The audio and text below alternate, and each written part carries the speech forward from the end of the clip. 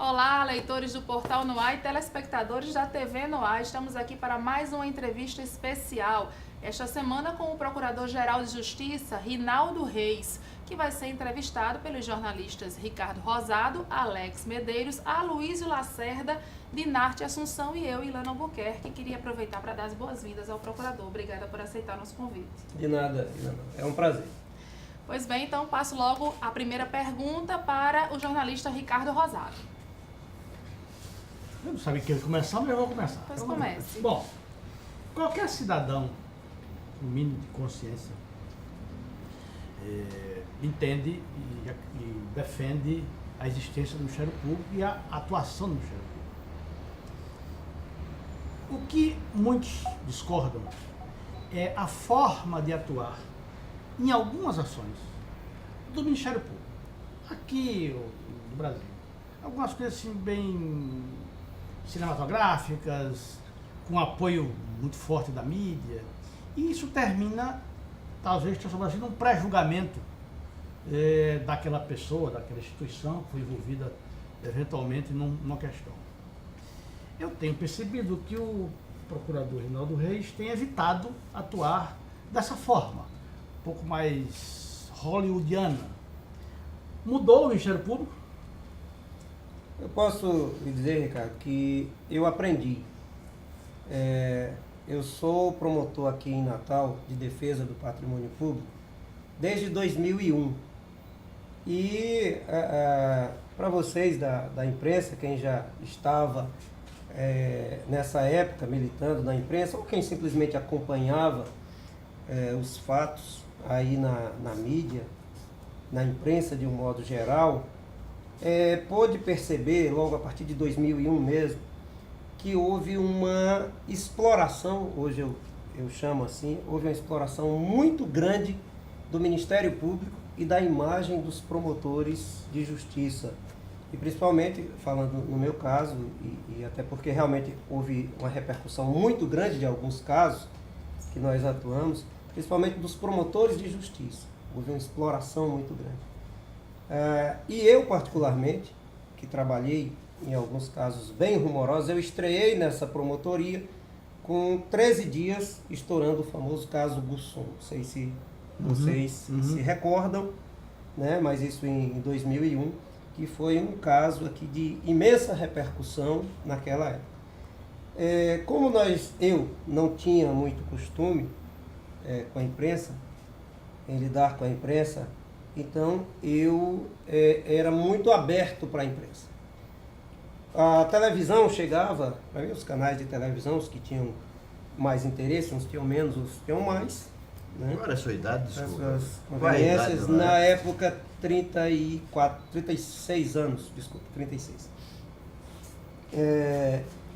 Então, a imprensa chegava, fazia perguntas, fazia filmagens, fazia as perguntas como queria, dava o enfoque que queria. A imprensa escrita também fazia as perguntas que queria. Normalmente, a pergunta que todos fazem, Dinarte também ainda faz esse tipo de pergunta, é assim: qual é a pena se a pessoa for condenada? Qual é a pena? Aí a gente, inocentemente, né, que hoje eu já tenho mais cuidado em dizer qual é a pena, mas na época ainda eu pegava lá o código e dizia assim: olha, para essa pena é prevista até 12 anos de reclusão, é prevista a perda dos direitos políticos e tal. Dizia apenas qual era a pena prevista. Então aquilo ali, a manchete já era: promotor diz que fulano, o investigado lá, claro que eu nunca fiz poderá isso, ficar inelegível e vai pegar até 12 anos de cadeia. E eu tinha dito dessa forma, né? Então houve uma... Mas poderia pegar 12 anos. Claro, mas a forma como é dito, então depois quem levava a culpa de ser midiático era o promotor de justiça. Então eu aprendi muito com isso, não foi logo, ainda apanhei vários meses, eu fui capa de jornais do domingo, uma vez colocaram a capa inteira do jornal com uma foto minha. E foi exatamente a partir daí. É o poderoso. Pois é, a partir daí e o que eu judiciário disse, você de forma, isso aqui está sendo prejudicial para mim, inclusive para a minha pessoa mesmo. estava nem pensando em ser prejudicial para o Ministério Público, não, apesar que também é. Mas eu pensei, isso aqui também atinge pessoalmente, atinge a minha família e tal. Por onde eu passo, eu vou no supermercado e as pessoas ficam me cercando, Mas, e uns procurador, dando parabéns e tal. Perdão, Então, quando a divulgação parte da assessoria de imprensa certo. de vocês, Quando parte, tá. Então, vou chegar aí. A partir daí, que chega exatamente aí. Depois, então, desses episódios, aí o que foi que nós, do Patrimônio Público, 5 promotores de justiça lá, nós deliberamos. Não vamos mais aparecer. Fugimos completamente da televisão principalmente. E em relação a jornais escritos, nós passamos a nos utilizar da assessoria de imprensa, assessoria de jornalismo e tal, do Ministério Público. Então passamos eu considero que é prejudicial para a própria imprensa, nós passamos a fazer o seguinte, olha, vocês façam, quando queriam nos indagar sobre alguma coisa, então a gente dizia, façam a pergunta para a assessoria de imprensa, que nos fará a pergunta, a gente devolve a resposta para a assessoria de imprensa, que passa para vocês. Eu acho que isso aí é ruim, né, para todos, até mesmo para a promotoria, que na verdade quer apenas prestar a informação, o esclarecimento para a sociedade, que é um dever nosso.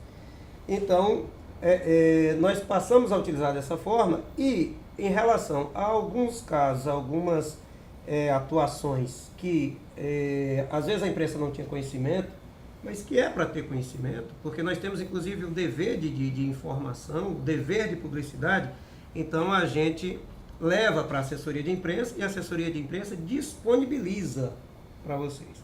Como Procurador-Geral de Justiça, foi que eu voltei a participar, inclusive, de um programa como esse aqui agora, né? Que eu voltei a dar entrevistas eu mesmo, diretamente. Mas não, a gente vinha se afastando dessa forma, exatamente por causa de interpretações, Ricardo, como essa, de que promotor gosta de holofote. Não, quem tem um holofote e nos procura é a imprensa. E a imprensa só procura, principalmente o promotor do patrimônio público, ela só procura porque ela tem interesse naquela matéria, e eu acho que é matéria de interesse. Quando a gente, por exemplo, tem um caso ali de um grande escândalo de corrupção, será que a população não deve saber daquilo? Saber dos fatos, não de um pré-julgamento nosso, mas saber dos fatos, né? E será que não é dever da imprensa realmente noticiar os fatos, né? Então, é uma relação realmente complicada, Mas eu queria, tormentosa. Eu concordo com você. Né? Mas veja bem, eu queria falar, por exemplo, algumas ações que são às 5 da manhã, com metralhadora, arrombando porta das pessoas, chamando a imprensa antes, com um aparato policial enorme, quando essa pessoa poderia ser convocada, que ela ia presa para lá normalmente, ou prestar depoimento. São essas ações que eu digo, se precisar ser às 5 da manhã, pode ser às 7, às 8, pode chamar a pessoa. E isso aconteceu recentemente muito no Rio Grande do Norte. Muito. Por isso que eu perguntei se mudou. Eu não vi até agora, sob o seu comando, nenhum tipo de ação desse jeito. Não mudou. Vou ser muito sincero, não mudou. Nós não tivemos ainda necessidade de nenhuma atuação às 5 da manhã. Por que às 5 da manhã? A Constituição, ela determina que a moradia é o local inviolável e tal, né, do repouso das pessoas e tal, e que não podem acontecer, salvo em flagrante e tal, não podem acontecer prisões e ações como de busca e apreensão, não antes das 7, ela não fala em horário, também não fala em 6 horas. Alvorecer. Exatamente, também ela não usou esse termo, alvorecer, mas fala que só durante o dia, então espera-se realmente o dia nascer, para não o sol é o maior holofote. O sol, exatamente. O sol é o maior holofote, que não é o que nós buscamos. Mas uma busca e apreensão, por exemplo, que se faça numa empresa ou mesmo numa residência de uma pessoa, ela às vezes pode levar horas e horas e horas, né? Então ela tem que ser iniciada logo no começo mesmo do dia. Agora, se existe isso aí que você está falando, eu desconheço. Chamar a imprensa para dar a cobertura disso aí já às 5 da manhã e tal, isso aí eu desconheço. Muitas vezes acontece de ser disponibilizado já para a imprensa algum informe logo cedo, 7 horas da manhã, por exemplo, e dizer, olha, Ministério Mas Público às vezes hoje deflagrou uma operação assim e tal, nos alvos tais e tais, para buscar elucidar tais e tais casos. Mas às vezes ocorre da comunicação chegar à redação. Fiquem atentos que amanhã vai ter uma operação. É uma prática errada. É uma prática errada. Eu desconheço. Não houve na Evidentemente na que nossa é- gestão. Que é uma prática Outros- que não é apenas do Ministério Público. Eu né? acho- parceiros. Eu Vocês acho são que parceiros. Na operação vocês não vão ser. eu acho que a gente não deve ter essa parceria com a imprensa. Tá certo? De ligar à noite, por exemplo, e dizer, olha, fiquem atentos que amanhã vai ter uma operação tal. Essa parceria é danosa. Tá certo? Eu sei que muitas vezes. Quase a cumplicidade. Muitas vezes há jornalistas que são mais furões, é assim que chama? Isso. Né? Então eles vão ali conseguindo às vezes alguma informação e às vezes até ficam sabendo que o Ministério Público, por um ou por outro modo, ficam sabendo que o Ministério Público tem aquela investigação daquilo ali, não sabem que vai haver a operação, mas se houver então algo desse tipo, de que fique atento que amanhã vai ter uma operação, eu acho que está quase entregando. Está quase entregando já alguma coisa. Eu, se tivesse algo a dever para a justiça, se eu soubesse disso aí, olha, amanhã vai ter uma operação, eu já ficava me tremendo, já ia esconder tudo, já ia Já aconteceu muito? queimar, pois é. Oi? Já aconteceu muito. Já aconteceu. Eu desconheço, sinceramente, Já aconteceu eu desconheço. A nossa prática é a do profissionalismo, certo? Então, a gente tem o dever de publicidade, a gente tem o dever de informação, é constitucional, é um direito da sociedade, é um direito de vocês também, mas é principalmente um direito da sociedade, e eu acho que então a gente tem que disponibilizar sim as informações que podem ser disponibilizadas. Sou radicalmente contra, e se eu souber de algo disso, vou tomar as providências. Sou radicalmente contra vazamentos. Acho que não é a melhor prática. A imprensa, inclusive, insiste. Eu já recebi, quando era promotor do patrimônio público, eu recebi várias vezes telefonemas de outros, mas promotor, será que não pode soltar nem uma informaçãozinha, nem para eu furar os outros aqui, os mais bem. O repórter é o papel dele. Claro, É um direito claro constitucional. Tá certo. Só que é o meu direito também de dizer, aguarde, no devido momento você vai saber o desfecho desse caso aí que você está me perguntando.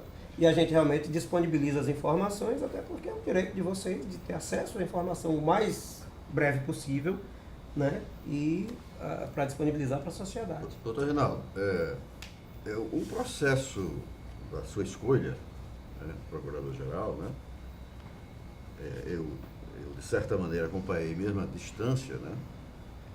Toda a imprensa acompanhou, né? Uhum. Quem tem interesse no assunto, Claro. acompanhou o processo eleitoral que ele conduziu a chefia do Ministério Público do Rio Grande do Norte.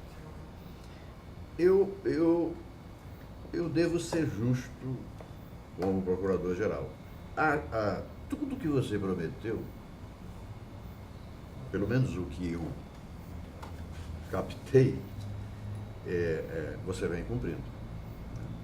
Você prometeu aos seus eleitores e vem cumprindo. Alguns atos, acho que estavam prontos antes da sua posse. Pela mensagem encaminhada logo em seguida Sim. ao Poder Legislativo. Eu já estava nomeado. Já preparei. Exatamente, outras portarias. Quer dizer, repetindo, as suas promessas de campanha foram cumpridas e em tempo, né, em tempo recorde, né, para quem assume um cargo tão importante.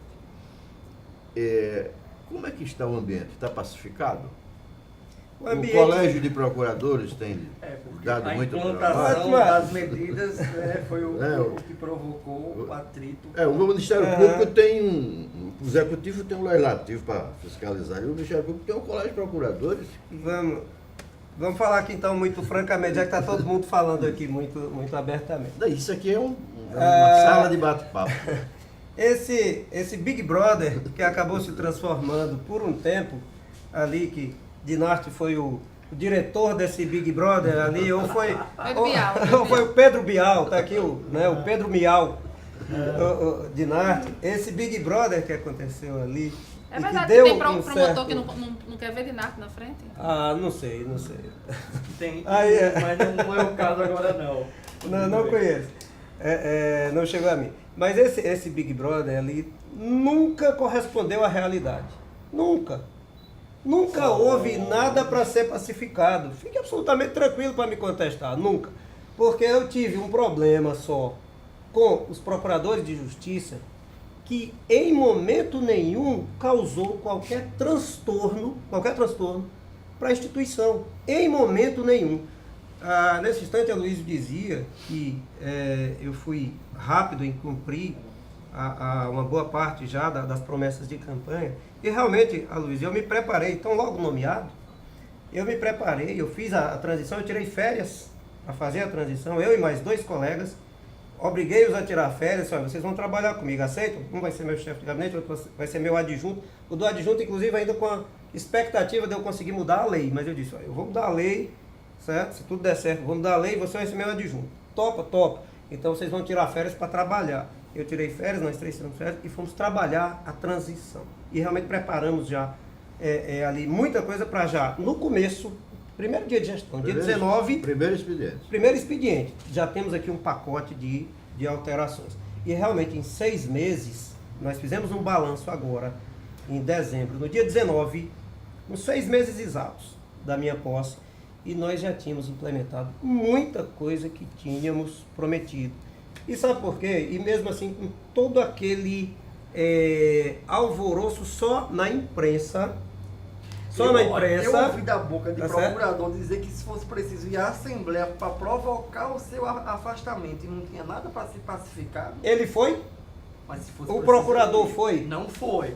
Mas a disposição de ir mostra que tinha. O problema é o seguinte, são 20 procuradores de justiça. Na verdade, 21, mas desde que eu assumi, tem um cargo vago que está em processo de preenchimento.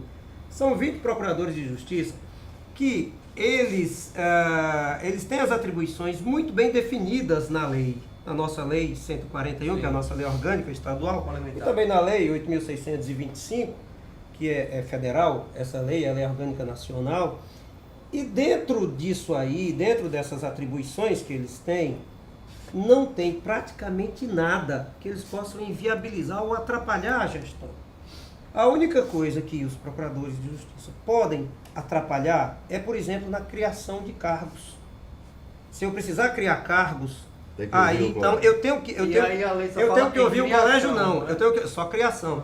Eu tenho que realmente ir lá ao colégio e pedir a eles que aprovem. Isso até ironicamente. Fomos ao colégio, eles aprovaram agora, foi muito bom, foi excelente. Até, não sei se isso vai passar a ideia de que pacificou, né? Até porque não tem o que pacificar, porque sempre foi tudo absolutamente pacífico. Mas eles aprovaram agora a criação de cargos, eles aprovaram agora a criação de 7 promotorias de justiça, que implica na criação de 7 promotores de justiça.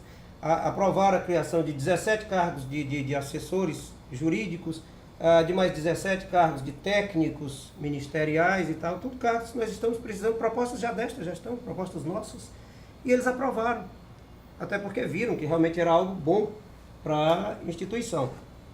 Então, só para resumir, nunca houve nada lá que atrapalhasse a gestão.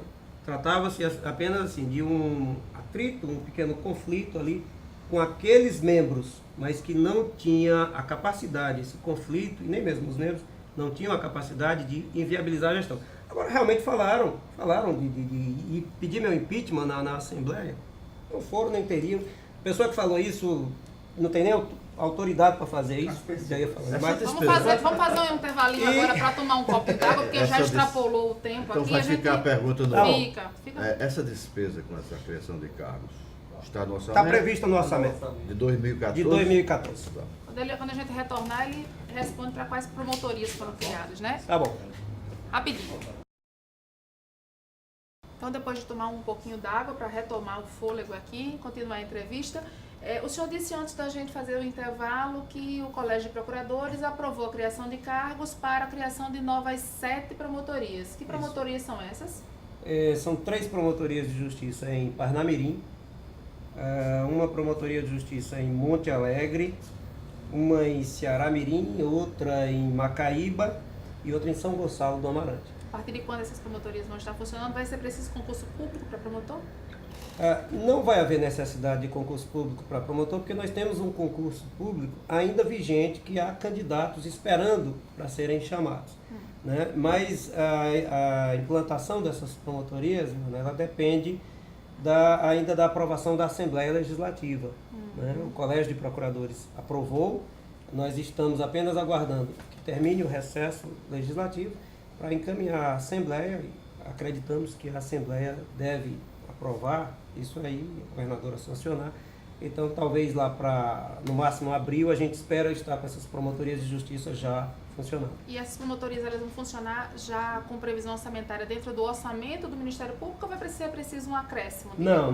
Já estão previstas, já fizemos todos os ajustes dentro do nosso orçamento para que todas as despesas referentes à implantação dessas promotorias de justiça estejam contempladas.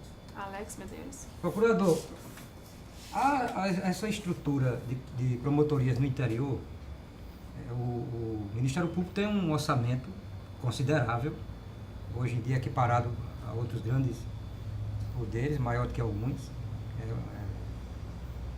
É um dinheiro muito volumoso.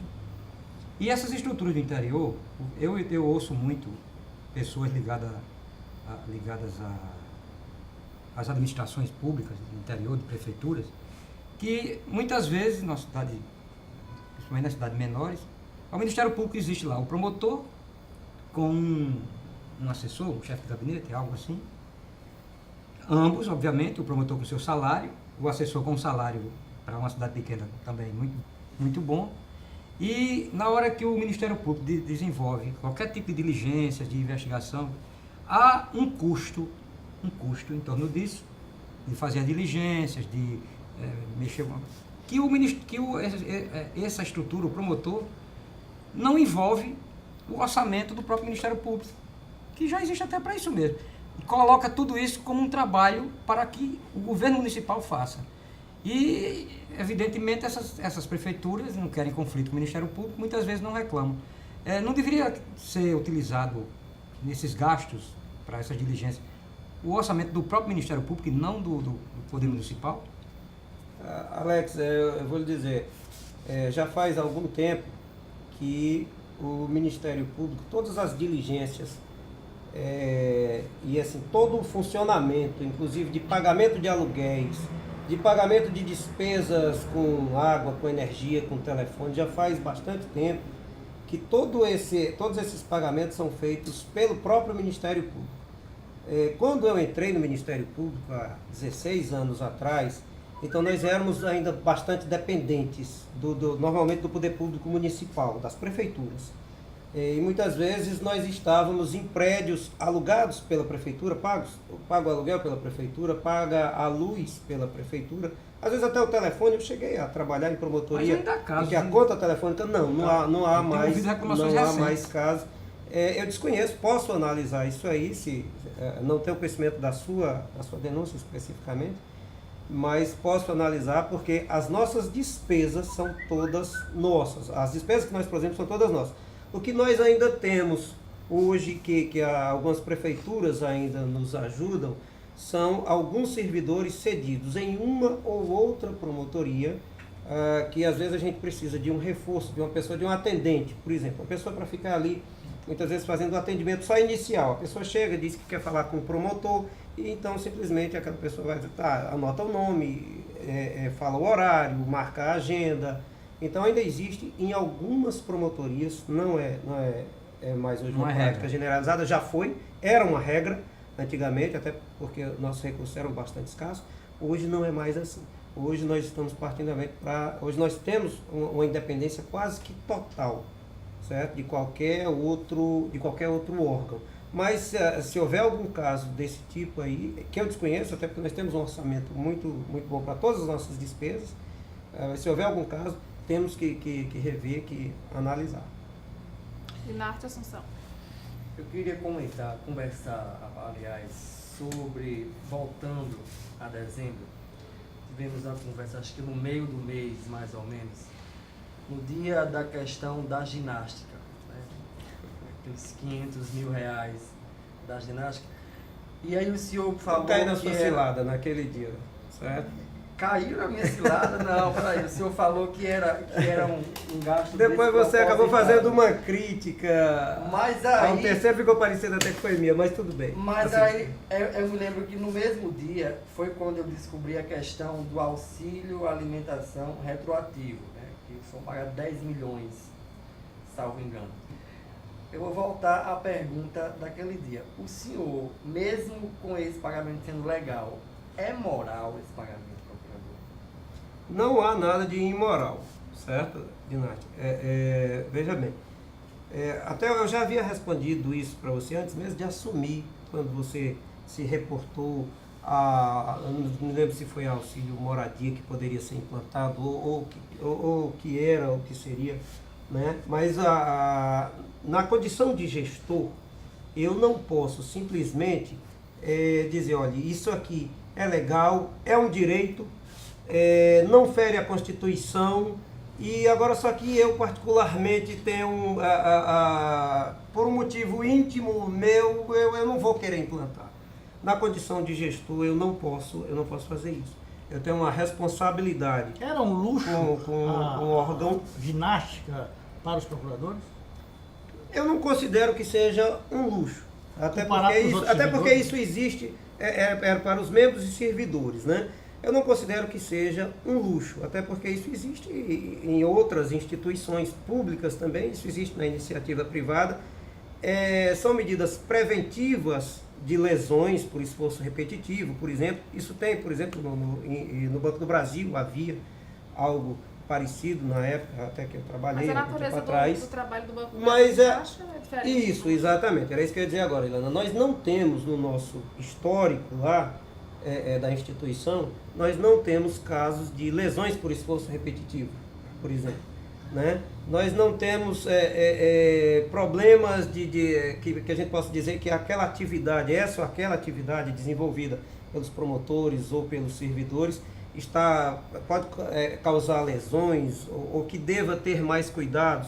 Então, como se tratava de um gasto que eu considero elevado, né, para algo que a gente não via tanto esse risco, então nós resolvemos abolir com essa prática. E até porque ela não chegava a todo o Ministério Público, ela ficava restrita a Natal e Mossoró.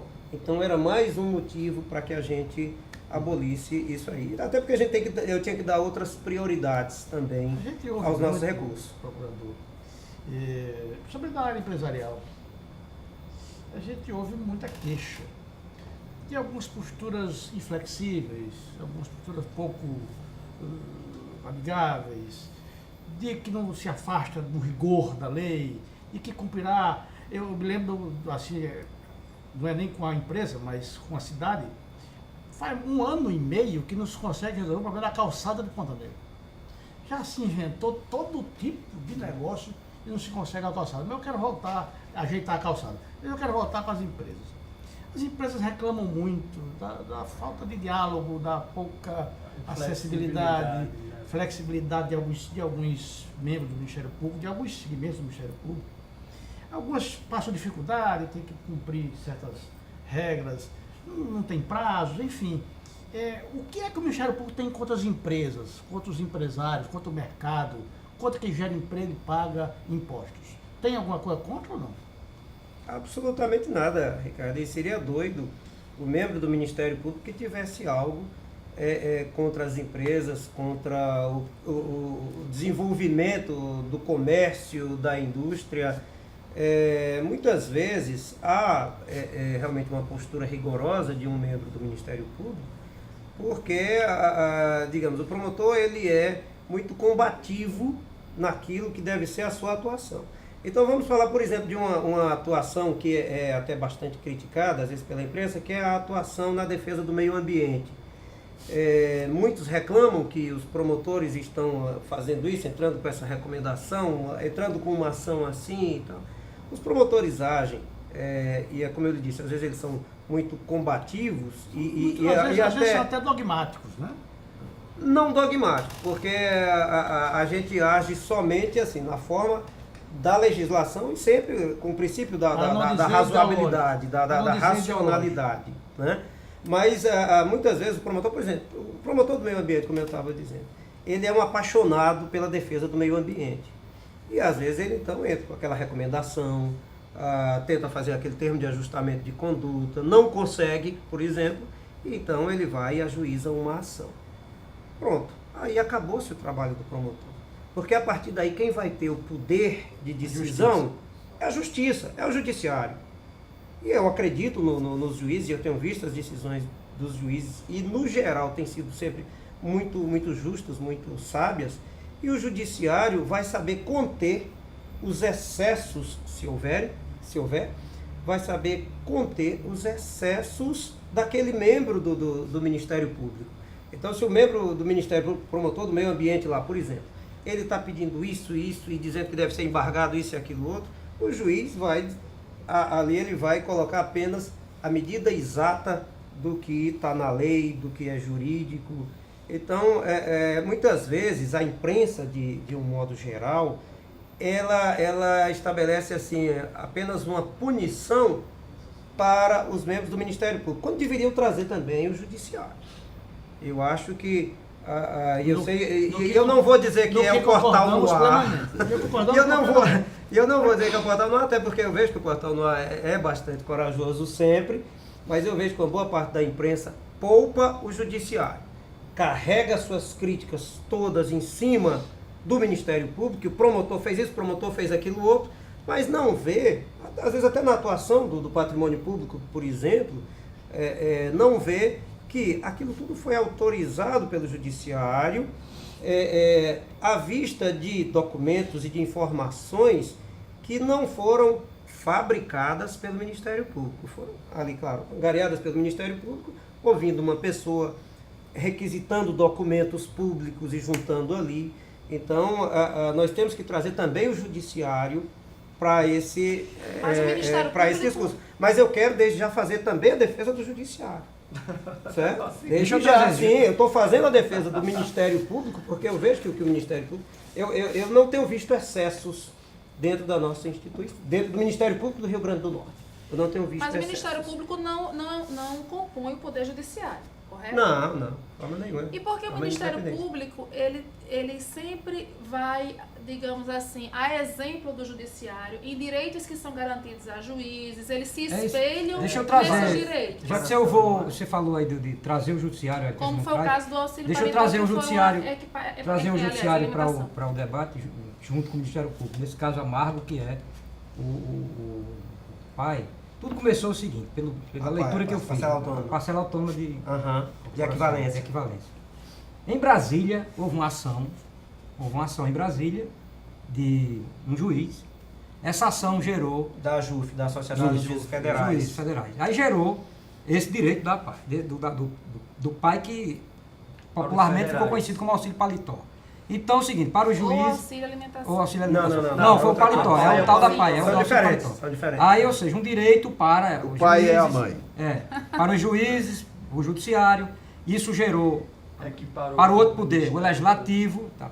A minha pergunta é o seguinte, por que isso o Ministério Público abraçou como um direito posterior também para ele, se o Ministério Público não é um poder, ele é uma instituição do Poder Executivo.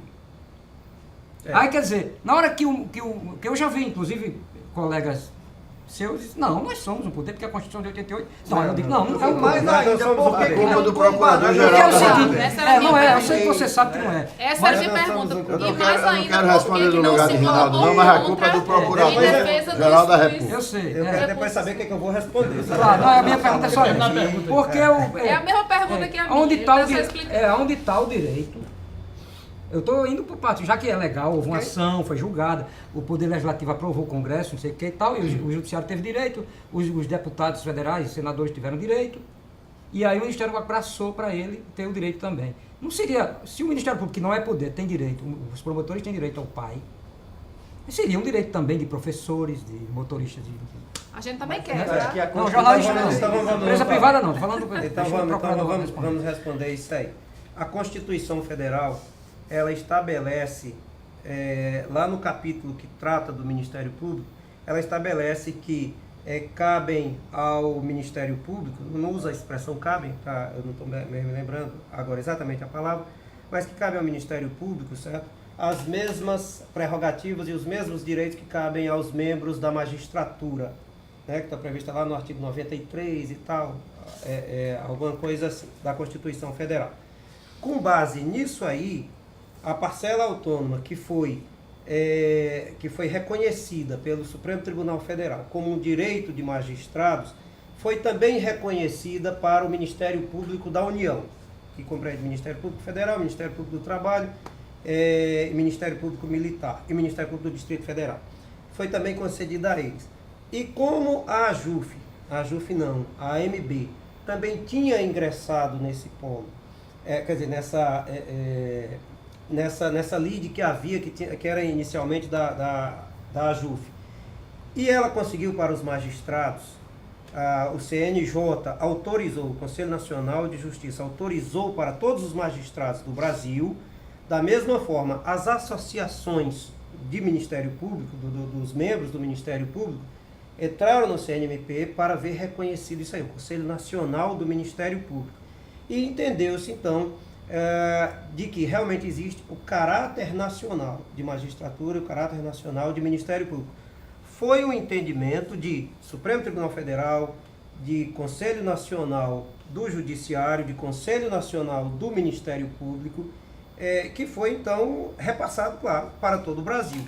E, a partir daí, então, em todo o Brasil, houve o pagamento dessa verba, que seria uma verba referente a uma incorporação do auxílio moradia de 94, feito pelos deputados federais. A ação realmente é bem complexa, Dinarte sabe até mais do que eu, ele estudou mais do que eu esse processo, né? Mas, então, com base nisso aí, foi reconhecido um direito que deveria ter sido pago, verbas que deveriam ter sido pagas de 94 a 2001, para os membros de Ministério Público de todo o Brasil, Ministério Público da União, Ministério Público dos Estaduais, e também para os magistrados de todo o Brasil, deveria ter sido pago de 94 até 2001.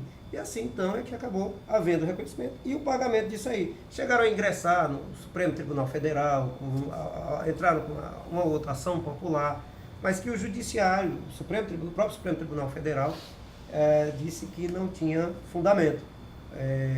O direito realmente era reconhecido. É um valor que ficou elevado, porque era um valor já relativamente, era expressivo na época, e foi acrescido então de todas as correções, né, a correção monetária e mais juros moratórios acrescidos desde essa época. De maneira que para as pessoas mais antigas nessas instituições, para os membros mais antigos, por exemplo, foi um valor bem... Recentemente, Luiz, eu quero aproveitar, porque nós temos só esse último bloco, o TSE tirou um pouco do poder de investigação do Ministério Público Eleitoral.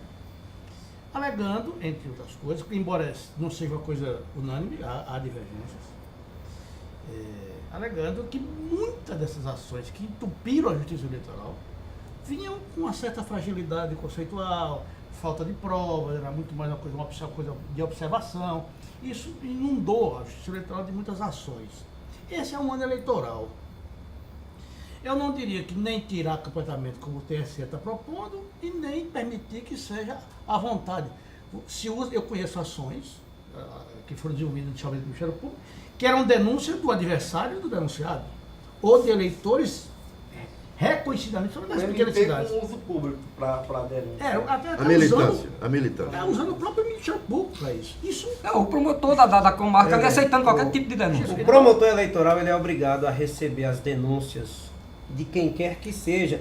E quem mais faz denúncias realmente são os políticos, de um lado e de outro. Se o Ministério Público faz a denúncia, chega na Justiça Eleitoral, ele vai se investigar melhor e tal, e termina, ninguém é punido. A Justiça fica numa situação difícil, porque chega 1000 ações, não é punido, que é a Justiça que não está cumprindo seu papel. Como é que você acha que deveria ser a atuação do Ministério Público Eleitoral, com um pouco mais de parcimônia, um pouco mais de rigor, talvez, um pouco mais de critério, já que nós estamos no ano eleitoral? Não deve ser mudada nada, Ricardo. Veja bem, todo o trabalho, a gente volta para aquilo que disse na instante, todo o trabalho do Ministério Público, certo? Em termos de investigações, não só eleitoral, mas qualquer tipo de investigação criminal, que há pouco tempo a gente estava com a questão da PEC 37, vocês acompanharam isso aqui, né? Que, graças a Deus foi derrotada, mas todo o trabalho investigativo do Ministério Público, ele é submetido depois ao judiciário, ou então é arquivado. Porque nós também temos, e são muitas as investigações que nós fazemos, é porque vocês não tomam conhecimento disso, até porque muitas nem são tão relevantes. Muitas são arquivadas. Desculpe. Algumas dessas iniciativas, o MP próprio analisa e depois, não, isso aqui não tem consistência, Sim, morre, sai no Diário Oficial. Muitas saem no Diário Oficial, são os arquivamentos que são homologados pelo Todo Conselho dia, Superior todo dia do Ministério Público. Nós temos diversos casos desses, que a gente começa a investigar, às vezes até por uma denúncia mesmo, uma denúncia de um político, uma denúncia de um vereador, é muito comum nas cidades do interior, principalmente, os vereadores, eles trazem ali, às vezes, alguma denúncia, que o Ministério Público tem a obrigação, o promotor tem a obrigação de investigar aquilo ali, ele não pode pegar e dizer assim, não, isso aqui é um vereador de oposição que está querendo fazer inferno, ele não pode, ele não tem esse direito. Então, ele investiga, vê que o prefeito não agiu, por exemplo, o prefeito não agiu ali com nenhum desvio da lei, e aí depois ele arquiva. Mas aí o promotor não pode nem arquivar isso e simplesmente engavetar lá, não. Tem que mandar para aqui é submetido ao Conselho Superior do Ministério Público, aqui mesmo, um órgão composto pelo Procurador-Geral de Justiça, que preside esse órgão, e procuradores de justiça, alguns procuradores de justiça, e aqui então é homologado, e pode até nem ser homologado, pode até dizer, não, peraí, isso aqui eu não concordo com a conclusão do promotor, e aí é mandado a um outro promotor, e aí esse aí deve, talvez, oferecer a ação. Então é tudo submetido, tudo que vai virar denúncia é submetido ao judiciário, que vai ali, até porque a outra parte, né, a parte adversa ali, o réu, por exemplo, ele vai poder analisar tudo aquilo, ele vai ter o amplo direito dele de defesa, e ele vai poder se defender de tudo, e o juiz vai podar, e muitas vezes poda mesmo. Muitas vezes é uma interpretação até do promotor. E por que não Temos se mais dá um minuto de divulgação entrevista, viu? só depois que for para o judiciário? Não, desculpe. A divulgação. E por que não dá não se só... divulga isso só depois que vai para o judiciário? Se cria todo um conceito... Normalmente a divulgação é feita nos momentos em que são deflagradas algumas operações, né, de busca e apreensão. Por quê?